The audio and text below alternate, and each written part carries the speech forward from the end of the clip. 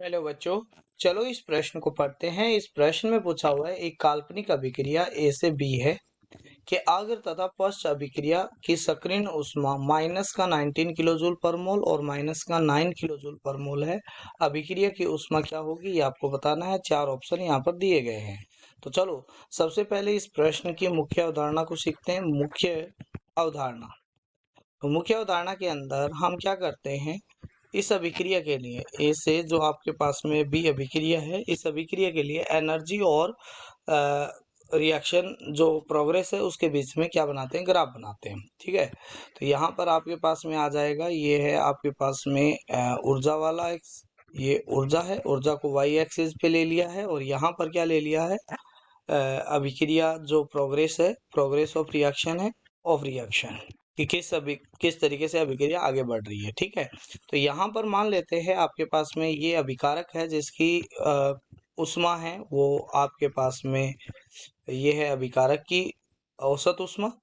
और ये आपके पास में क्या होता है, अभिक्रिया है वो कुछ इस तरीके से आगे बढ़ती है। तो यहाँ पर क्या आ जाता है आपके पास में, वो आ जाता है कि ये इस तरीके से अभिक्रिया हो रही है, ये आपके पास में इस तरीके से अभिक्रिया हो रही है। और ये आपके पास में क्या है, उत्पाद की ऊर्जा है, औसत ऊर्जा है उत्पाद की। ठीक है, यानी यहाँ पर ये बी की ऊर्जा है और यहाँ पर ये ए की ऊर्जा है। ये ए की ऊर्जा हो गई और ये हो गई आपके पास में बी की ऊर्जा। ठीक है, तो ये जो अभिक्रिया की यहाँ से लेकर यहाँ तक की, इसको हम बोलते हैं सक्रियण ऊर्जा। क्योंकि ये आगे जाने की है इसलिए इसको बोलेंगे, ये एक्टिवेशन एनर्जी है।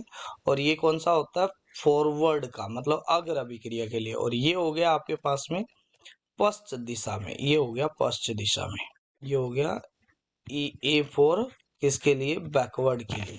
ठीक है, तो यहाँ पर जो इन दोनों का बीच का अंतर है, ये जो इन दोनों के बीच का अंतर है, इसको बोलते हैं अभिक्रिया की एंथैल्पी, है ना, इस अभिक्रिया की ऊष्मा। तो यहाँ से अगर हम देखें तो अभिक्रिया की जो ऊष्मा है वो किसके इक्वल आ जाएगी, वो आ जाएगी आपके पास में E A4, आपके पास में अग्र अभिक्रिया की जो सक्रिय ऊर्जा है माइनस में पश्च अभिक्रिया की जो सक्रिय ऊर्जा है उसके अंतर के बराबर। ठीक है, अब आपको यहाँ पर दिया हुआ है अग्र अभिक्रिया की, यानी E A4 फॉरवर्ड दिया गया है माइनस का 19 किलो जूल पर मोल, है ना।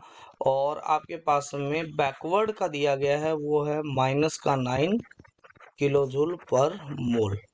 ठीक है, तो अब यहाँ पर रख देते हैं, तो माइनस का 19 और माइनस ये आ जाएगा माइनस का 9, तो ये आ जाएगा माइनस का 10 किलो जूल पर मोल। ये आपके पास में क्या आ जाएगी, इस अभिक्रिया की एंथैल्पी आ जाएगी, जो आपके पास में ऑप्शन किस में दिया गया है, सी ऑप्शन में दिया गया है। आशा करते हैं मुख्य अवधारणा के आधार पर आपको इस प्रश्न का उत्तर समझ में आया होगा। धन्यवाद।